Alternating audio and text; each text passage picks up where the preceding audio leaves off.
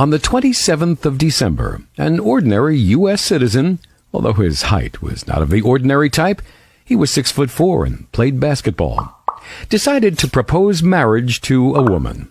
He went ahead and proposed, and the young lady agreed immediately. Within weeks, they were wearing their best clothes and laughing as they left the wedding party, rushing to their happy marital home in California. After precisely 45 days, each of them had received a bullet in the back of their heads as they prepared breakfast in their kitchen. People know that love motivates individuals, and politicians know that hate mobilizes crowds. There's always a need for an enemy to stir up the hearts of the people with hatred. Doesn't matter if this enemy is real or imaginary. And if this enemy goes away, or if we make peace with them, we need to find a new one, so that the people will remain frightened and inward-looking, demanding the protection of Big Brother.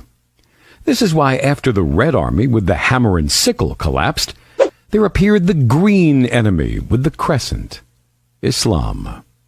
Islamophobia is blinding. It blinds humanity to the genocide of entire peoples in Syria, Iraq, Afghanistan, and Myanmar. Because those who we're annihilating are people with harsh and violent natures who deserve to die.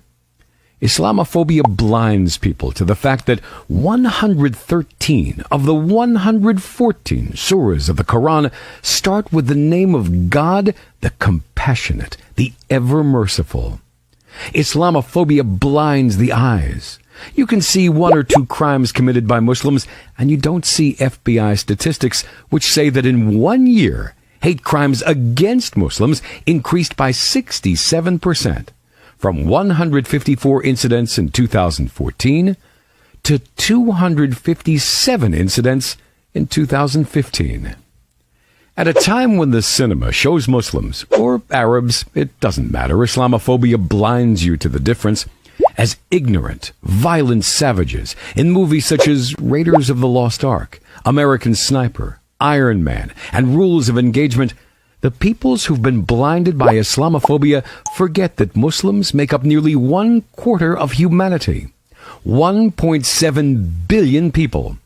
That means that if we were to assume that an explosion in which innocent people were killed took place not once a year, but once every half hour, i.e. 18,000 explosions per year, all because of Muslims, this would mean that only 1 in 100,000 Muslims were responsible, even if we were to assume this illusionary proposition were true. What about the other 99,999 Muslims? But we have to ignore this.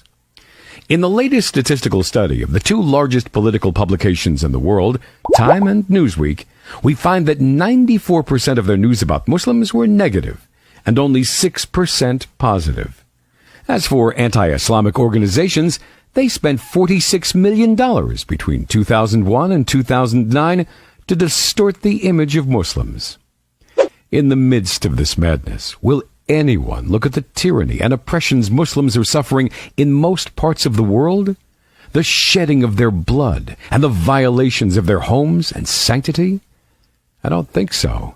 Because when Islamophobia blinds you to the truth, you can easily break into the home of two young newlyweds and empty your gun into their heads, feeling like you've carried out your national duty.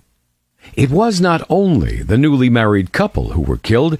The bride's sister was there that day congratulating the happy couple, and she also was shot dead. The incident was not classified as terrorist. Have you guessed why? The killer was named Stephen Craig. The victims were Dia Shadi, Razan Mohammed, and Yusur Mohammed. Do you know why? من أجل ذلك كتبنا على بني إسرائيل أنه من قتل نفسا بغير نفس أو فساد